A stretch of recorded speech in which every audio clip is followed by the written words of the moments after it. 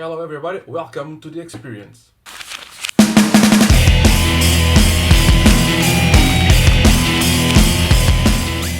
Hey guys, welcome to my desk, where I'm going to talk about a little bit about the Yashica 635 camera.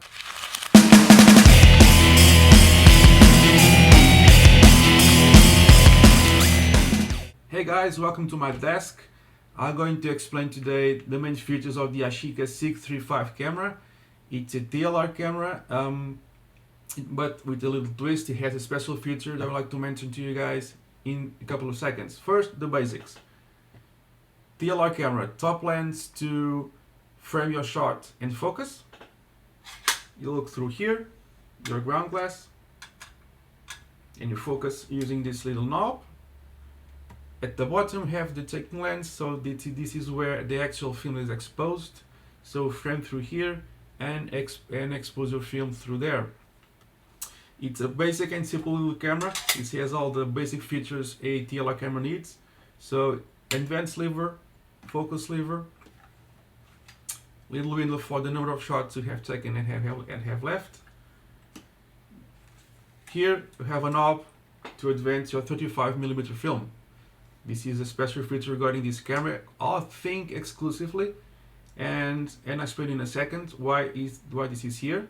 Culture, of course, your ground glass and focusing screen. You have your magnifying glass and your sports finder. So I'm not going into details of what this means because I suspect you guys already know. And in my case, my camera goes all the way, in terms of shutter speeds, it goes from bulb to 500th of a second. You can see it here on the top, all the values, and it goes from aperture rise 3.5 all the way to f22.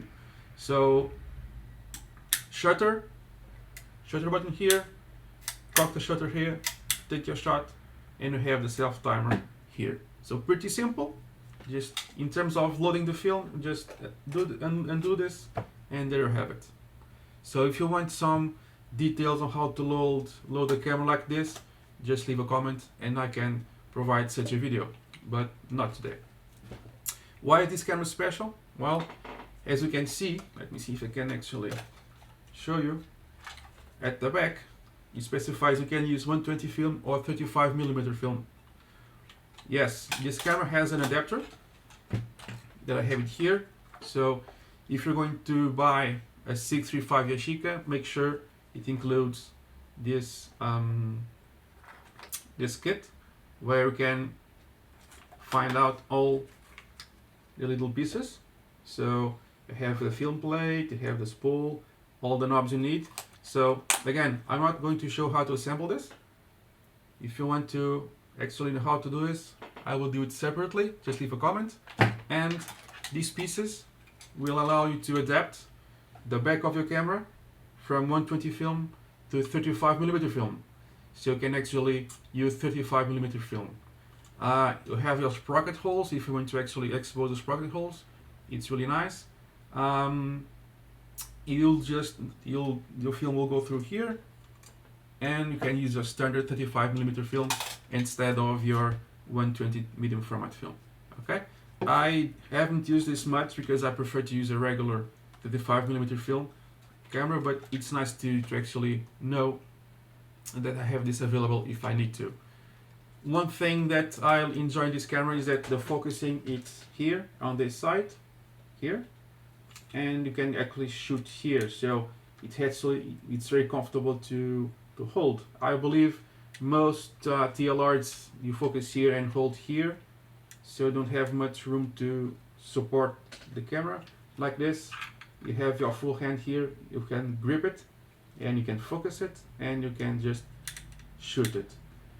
Really enjoyed it. I took it recently to a trip to the Azores Islands, specifically the Santa Maria Island, and I took a few shots and black and white film. I developed it. I'm not going to show how I developed it or how I scanned it. If you want to see some more details about it, just leave a comment below. I'm going to switch to my desktop so I can actually show you a few images for your enjoyment. See you later.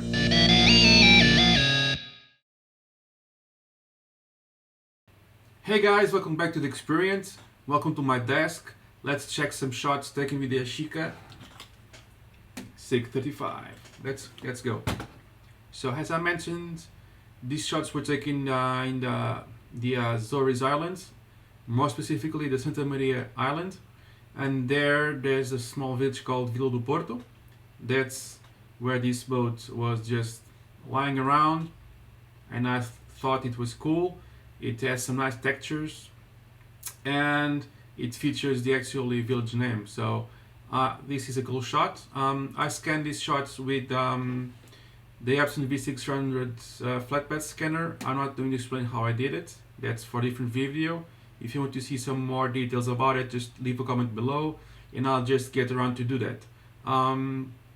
I scanned this using the V600 scanner, and here are the negatives. And for you guys to check, for the people who never saw this, so these are actual 120 format film negatives. They are really big comparing to the standard 25mm negative. So if I put one here, so it's about 1/3, something like that, in size of the 25mm.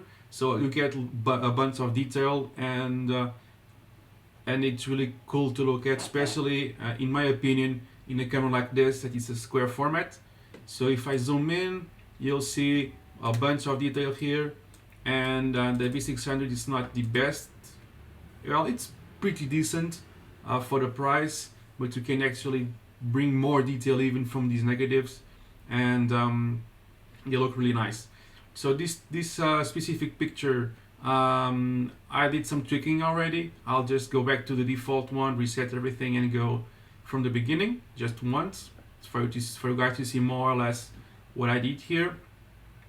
This camera does not feature a light meter, so I eyeballed all the exposures using the Sunny 16 rule, and I nailed it. I'll say 80% of the time, maybe more, no more, 90% of the time the exposure was okay. I also noticed that my camera has, in all the shots with these 3 rolls, it has this little defect here. I did not notice anything physically on the camera.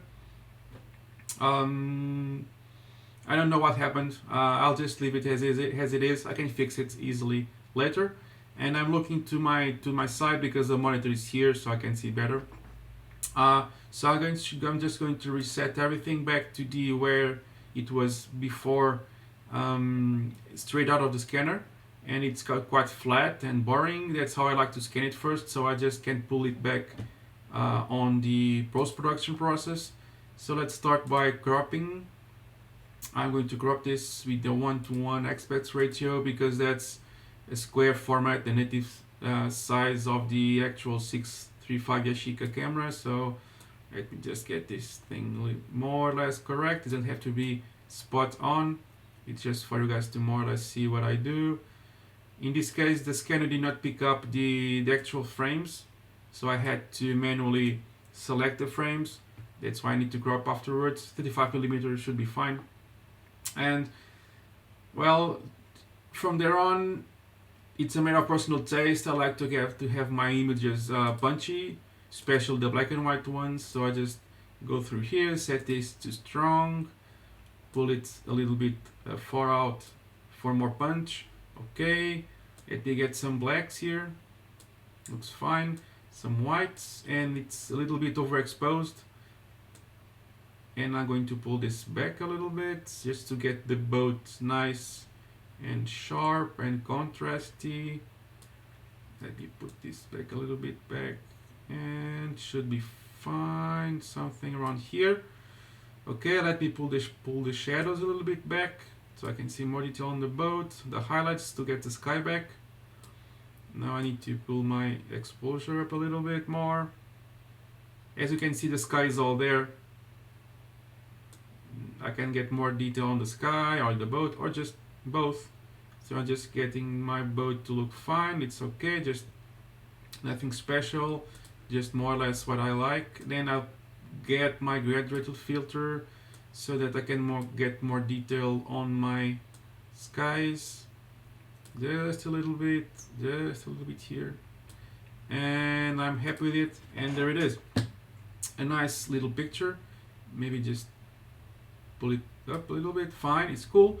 Now if I pull my details here, as you can see, resolution, I know this can be discussed and not really that straightforward, but this is around about a 40 megapixel image. The file was around 100 megabytes, so lots of detail here and lots to work with. And if I use a better scanner, it will be even better in terms of resolution and image quality. Let's just go through a couple more. So this was somewhere in the middle of nowhere. It's in Portuguese, so here it says avariado, it says broken. So it says that this machine, it was a self-service washing car machine, it's broken, and only takes 50 cents, €1 and €2 coin, and it doesn't give change back. So it was broken. I thought it would look cool, and the textures and the shapes. Here, it was a tractor, just left. Well, let me start with the next one. So it was just left there as an ornament, I guess. And I liked it because it was all rusty and beat up, and lots of textures. And also here, at the wheel, I like it all, the rubber and the rust. It looks really great. Going forward, and I see here this one and this one. It was one of the beaches. It was really nice, and here was the view from the top of the mountain. I have lots of detail here. You can zoom in and see the cars down there. This was on the actual village, Vila do Porto, looking out to the sea. So this is an island. You have sea everywhere. It's a very small island, 97 kilometers, if I'm not mistaken, in area. A little fortress there that had a cannon. I enjoyed this picture very much. And on the plane, I was trying to get the silhouette and just to get the detail on the wing and nothing else. I think I managed to pull that out. I have two versions of it. Here you can see more of the wing. I enjoyed this picture very much. Back to the actual island again. Another view. You can actually see the cows down there, just eating and enjoying themselves, I guess. Then the airport, one of the airports. I enjoy taking pictures at the airport. I don't know why, I just enjoy them. Here I was having something to eat, and I saw these lines. I saw these people enjoying a meal, and this guy just looking bored, and I managed to capture this. I enjoy this very much. And I have a similar one somewhere. I don't know where it is. Here it is, where the guy just disappeared, and I had to take the second shot. But I like this also. It's nice and sharp. Lots of details here. I missed a couple. For instance, this one, I think I had my finger in front of the camera, because you actually frame through here and shoot through there. So I probably was like this. I did not notice because our finger was not blocking the framing lens. So, well, it can happen. I think it happened twice. Happened again. Well, no big deal there. Some guy in the street. So this camera takes a while to focus, so it's not the ideal for street shooting when you want to shoot some action. Here I managed to pull it out because I set up, I focused, and I waited for someone to go by. And it took a while for someone to go by because the city doesn't have many, well, the village don't have many people living there, so it took a while for someone to show up and actually make the shot. Then again, this one is also at the same airport. I enjoyed this one. Two people, the same leg position. They were both reading a book. This guy, I managed to catch this guy scratching its ear. It's a cool shot, symmetrical on their leg positions. The bags are exactly on the same spot. It was nice. Nobody noticed I took the shot just because the shutter is very silent. If I just so nobody really noticed it, and I was happy with the results. Going on, and more airport shots, and here there was a horse. It was just free, just minding his own business, eating some grass, nobody around, and I just took the shot. You can see all the flies flying around. We have actually see one with its wings spread. This one. I don't enjoy this traffic sign in the background, but it's okay. And I like the horse's expression, and it's full of flies, and it has a little beard, and it's just, hey man, life's good. A beach, or part of it at least, you can actually see the rocks. Nice details here again. If you look at this, and you can see the resolution, so it's something like a 40 megapixel image. I know it's not that straightforward, but it's round about that. Something again, the same beach. I tried a few different shots, shutter speeds, and etc. Some splashes. You cannot have a beach shot without trying some splashes.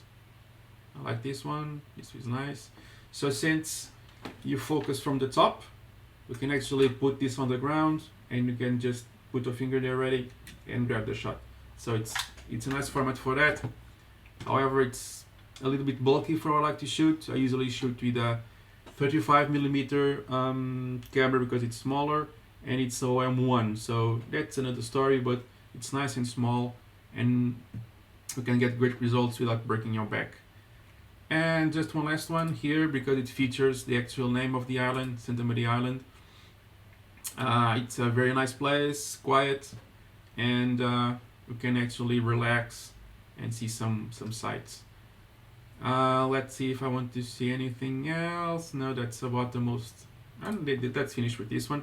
That you can see actually the windmills and some animals just, again, minding their own business, eating some grass and having some fun. That's all for today. Thank you. I'm getting ready in the next video, and I see you then.